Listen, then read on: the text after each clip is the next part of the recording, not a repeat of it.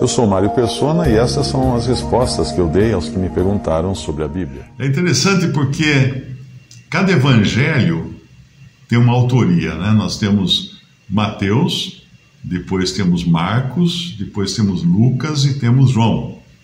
Mateus era um coletor de impostos odiado pelos judeus, porque ele coletava os impostos dos judeus para entregar para os romanos, que eram os invasores. Então você imagina, se você fosse escolher alguém para escrever a história da sua religião, você não ia escolher Mateus. Tinha uma boa reputação com as pessoas, mas ele não tinha essa boa reputação. Claro, era o menos provável de ser aceito para escrever o Evangelho, porque ele era um pecador, era um publicano, né? E sempre nós vemos publicanos e prostitutas sendo colocados na mesma cesta, né?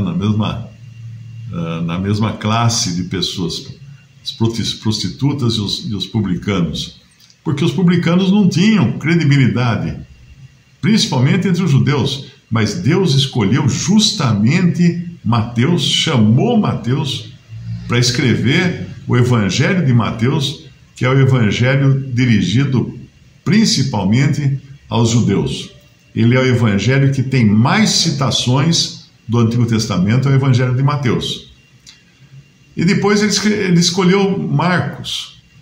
Ele escolheu Marcos para escrever o outro Evangelho, e nós já vemos que Marcos também não era um que tinha um currículo assim 100% aprovado, né? Ele já tinha se metido em problemas. E depois ele escolhe Lucas. E finalmente tinha João, que é aquele que se reclinava sobre o peito de Jesus. E João, é interessante, né, que o Evangelho de João é um Evangelho que não tem começo nem fim.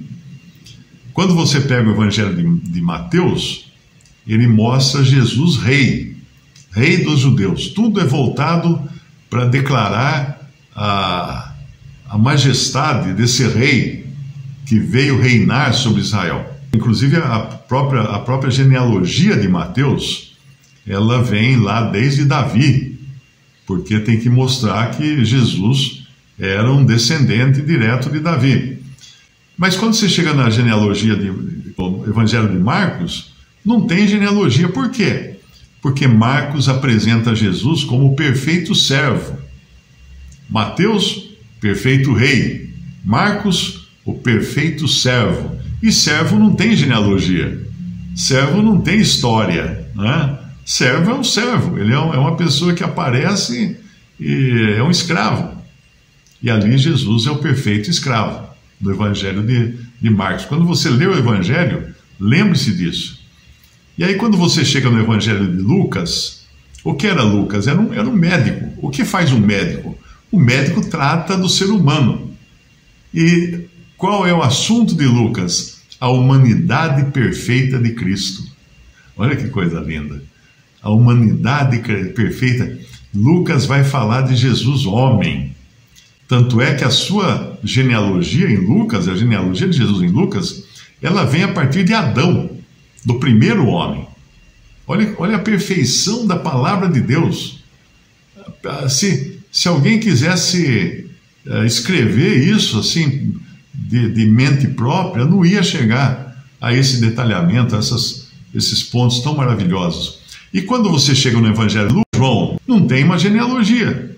Porque no princípio era o Verbo, e o Verbo estava com Deus, e o Verbo era Deus. Que genealogia você vai dar para um Jesus que é Deus? Né? Não tem genealogia, porque ele é Deus no princípio. Ou seja, quando nada mais existia, ele estava lá. E ele era Deus, ele estava com Deus. E aí ele se fez carne, e aí João vai discorrer então da perfeita divindade de Cristo. Por isso que o Evangelho de João, ele não tem começo nem fim. Por que não tem começo? Porque ele fala que no princípio era o Verbo. Quando esse princípio? Na eternidade. Na eternidade. A eternidade não tem começo. E quando termina o Evangelho de João, é muito interessante, nos últimos versículos de João, capítulo 21, versículo 25, ele mostra que não tem fim o Evangelho de João. Há, porém, ainda muitas outras coisas que Jesus fez, e se cada uma das quais fosse escrita, cuido que nem ainda o mundo todo poderia conter os livros que se escrevessem. Por isso que João não tem fim também. Porque não caberia no mundo todo, todos os livros, para contar tudo que Jesus fez. Porque ele começou lá criando as estrelas, criando os anjos, criando o mundo, criando os planetas.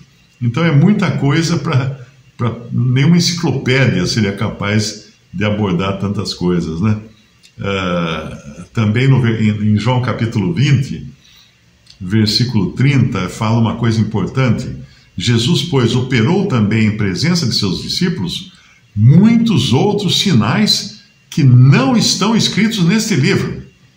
Então, se algum dia você achar que o Senhor fez pouco milagre, não, é que não foram escritos. Ele fez muitos sinais que não foram escritos nesse livro, nesse Evangelho de João. E no versículo 31 ele fala: estes, porém, foram escritos para que creiais que Jesus é o Cristo, o Filho de Deus, e para que, crendo, tenhais vida em seu nome. Então esse era o objetivo dos sinais e milagres, para que as pessoas, sabendo disso, pudessem crer que ele era realmente o Cristo, o Messias enviado, aquele que era Deus e homem que veio em carne. Então é maravilhoso quando nós encontramos esses detalhes nos evangelhos. Visite respondi.com.br, também 3minutos.net. Baixe os e-books ou adquira os livros.